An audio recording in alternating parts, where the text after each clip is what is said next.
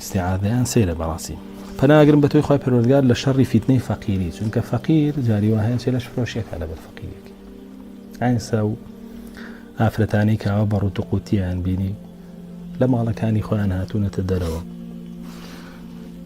لە بەردەم مەطبەخێکا کە خزمەتی مێردەکەیان بکەن هاتوونەتە دەرەوە بۆ بەردەم مەطبەخێ جاری وهەیە کە خزمەتی تەواغیت و دایان پیسەکانی پێ بکەن لەناو ماڵێکە کە خزمەتی ماڵ و مناڵی خۆیان بکەن لەوێ هاتوونەتە دەرەوە خزمەتی خەڵکێکی بێگانەکەن لە لای مێردی حەڵاڵی خۆیانە هەڵکەنراون یاخود لێیان زەوت کراوە فڕی و دراون بە ئازادی لە لای مێرد و لە لای پیاوی خۆیانە هەڵکەنراون بۆ لای پیاوی تر لە حەڵاڵەکەی خۆیان لادراون بۆ لای حەرام لە ماڵەوە براون بۆ مەلها لە مەطبەخەوە براون بۆ کۆش یعنی بەڕاستی کە سەیری حاڵیانەکەی زۆربەی هەمووی بۆ پارەواکە هەر هەمووی بۆ پارەواکە بەداخەوە دەسەڵاتە قێزەونەکە تاوانە دەسەڵاتی کە ئەمڕۆ حکمەکە دەسەڵاتێکی دزە دەسەڵاتێکی پیاوکوژە دەسەڵاتێکی دایان پیسە و دەسەڵاتێکی مشریک و کافرە جاوەرە تۆ کافر و دایان پیس و مشریک و دز حکمێکە ئەبێ چاوەڕێی چی لێ بکەین ئەو پەروەردەت بکا و سنوورت بۆ دانێ و ڕێگات بۆ دانێ بە چاوەڕێی چی لێ بکەین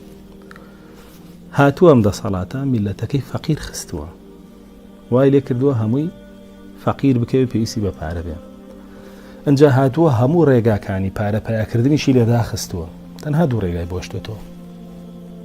هەموو ڕێگاکانی بەدەستهێنانی ماڵی لەم میلەتەدا خستووە تەنها دوو ڕێگای بۆشتۆ ینی ڕێگای شوکاری لێدا خستووە ڕێگای مەعاشی لێدا خستووە ڕێگای کرێکاری لێدا خستووە ڕێگای حەماڵی لێدا خستووە ڕێگای کۆڵبەری و هەرچی شتە لێدا خستووە تەنها دوو ڕێگای بۆشتۆ ڕێگایە بۆ کچان ڕێگایە بۆ کوڕان وەرن چەکداریم بۆ بکەن کچانیش وەرن لە شفرۆشتن بۆ بکەن و دایان پیسیم بۆ بکەن بۆ چونکە ئەم دەسەڵاتە بۆ خۆیەوە ئیشەکەیەتی کوڕان بەهۆی فەقیریەکەیەوە بەکارەهێنێ بۆ خزمەتکردنی خۆی و کۆیلایەتیکردن بۆ خۆی کە ئەمە ڕێک کارەکەی فیرعەونە کاڵێ یوقەتیل و ئەبناءەهم مناڵەکانی ینی ئەکوشت بە کوژدانی شێر کوشتنیەتی بینین بەم ڕۆژگارە مناڵی خەڵکی ئەکوژێ و یەستەحیی نیساءەهم ژنەکانیشی بەکارەهێنا بۆ خزمەتی خۆی ئیتر خزمەتی ماڵ و ماڵداری فیرعەون تۆزە بەڕەحمتر بوو بەکاریێنان بۆ کەنیزەک و خزمەتی ماڵداری بەڵامان بەکاریانن بۆ خزمەتی داوێنی خۆیان و یەستەحیی نیساءەهم هەمان کار جا بۆیە سێرەکەی بەزە دوو ڕێگایی هێشتۆ ڕێگای بۆ کوڕان ڕێگای بۆ کچان واوەتانێ وەی ڕوا دینەکەی خۆی لەدەسا لەو ڕێگایەوە کە بێتە چەکداری تاغوت ئەوەشی کاڕوا لەو لە ڕێگاکەی خۆی دینەکەی خۆی لەدەسا لەو ڕێگایەوەی کە ئەخلاق و ناموس و شەرەف و هەمووی دایانێت خەڵکێکیش دێت بە عازی ئەوان بە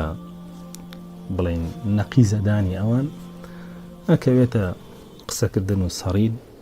طعن ئەدا لە هەموو ئافرەتانی کوردستان کە لە بەردەم تەباخان و لە مەطبەخان وەڵێ وەرنە دەرەوە ئێوەش دەستکەن بە لە شفرۆشی وەکوان کە بەڕاستی ئەمە هەمووی بەهۆی چیەوە فیتنەی فەقرە چونکە بەڕاستی ئەگەر بێتەوە خەڵکە بەشدار بێ لە خێر و بێر و مافی وڵاتی خۆیان و بۆ ڕێگایی کە خوای پەروەردگار دیاری کردووە لە بەیتولمالی مسلمانان ئەم خێر و بێری وڵاتەدا بەش بکرێ بەسەر هەموویان فەقیری نەمێنێ ئەو وەختە نە پیاوەکانە ڕۆن بە کوش بدرێن بۆ ئەوان نافرەتەکانی ژەڕۆن بکرێنە لە شفرۆش بۆ چێژیەوان کە ئەمە چەند ساڵە ئێمە لە وتار و دەرسەکانمانە هۆشداری لەبارەوە دەین بۆیە پێغەمبەر صلی الله علیه و سلم لێرا فەرمێوە من فتنة الفقر بەڕاستی فەقیری ئەوەی لێکەوێتەوە و دەسەڵاتەکانیش لە جیهانە بۆ خۆیان ئەو فەقیریە دروستەکەن ئەو فەقیریە دروستەکەن کە بریتێ لە داخستنی هەموو ڕێگاکانی سەرچاوەی بژێوی پایاکردن وەکردنەوەی تاکە دوو ڕێگا یا وەرە ئافرەتەکان لە شفرۆشیم بۆ بکەن و بۆ چێژەکانی خۆم بەکارتانەهێنم یا وەرە کوڕەکان بم پارێزن کە من خەریکی لە شفرۆشی و چێژەکانی خۆم حیمایان بن و ببنە چەگەڵگرم بۆیە پێغەمبەر صلی الله علیه و سلم فەرموو پەناگرم بە تۆ لە فیتنەی فەقیری کە خەڵکێکی زۆر ئەمڕۆ بە هۆی فەقیریەوە دینیشی داناوە و ئەخلاقیشی داناوە. پاشانە فەرمێ وەشەری فتنەتی المەسیح الدەجال. باشە بۆ ئەم دوو فیتنەی بەدوایە کایەنەوە. فیتنەی دەوڵەمەندیەکەی هێنایە کەم جار چونکە دەوڵەمەند عادەتەن ئەگەر بێت و لە خێرا بەکارهێنێ لە شەڕە پارەکەی بەکارهێنێ. دوای فیتنەی فەقیریەکەشی باس کرد پەنای پێگر لە خوای پەروەردگار بۆ لە بەرەوەی بەهۆی فەقیریەوە خەڵک تووشی فەساد و کۆیناتێ بێ. دوای باسی فیتنەی دەجالی کرد پێغەمبەر صلی الله علیه و سلم لەبەرەوەی سەرچاوەی هەموو فیتنە دەوڵەمەندیەکان و فیتنە فەقیریەکانیش دەجال خۆیەتی. دەجال ئەمڕۆی تر سیستەمی نوێی جیهانی کارەکە بۆ هاتنی ئەو ئەبێ ئامادەی کا بۆیە هەر هەموو فیتنەکانی بەرپا کردووە لە جیهانە. وأعوذ بك من المغرم والمأثم. مغرم و مأثەمیش بریتە لە تاوانکاری و قەرزداری. پەناگرم بە تۆ لەوەی خوای پەروەردگار کە قەرزدار ببم و تاوان بکەم.